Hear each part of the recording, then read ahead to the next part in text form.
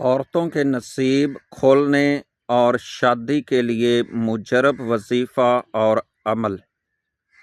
اس کے ساتھ عورتوں کے نصیب کھل جاتے ہیں اور شادی بہت جلد ہو جاتی ہے، جس جگہ اس عورت کا دل ہو، جس طرح کا رشتہ کی وہ خواہش رکھتی ہو۔ کرنا کیا ہے؟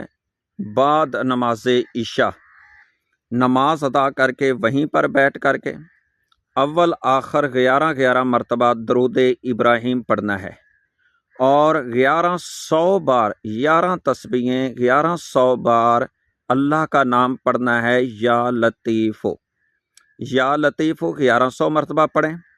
اس کے بعد وہیں پہ سجدے میں چلی جائے اور اللہ کے ہاں دعا کرے کہ اللہ یہ میرے رستے کھول دے، میرا نصیب کھول دے، تو انشاءاللہ اس کا نصیب کھلے گا اور وہ رستے کھل جائیں گے اور رشتہ ہو جائے گا، نصیب کھل جائیں گے۔ اس کے ساتھ ہر نماز کے بعد اپنے اس عمل کو جاری رکھنا ہے۔ ہر نماز کے بعد یہی یا لطیف 111 بار پڑھنا ہے۔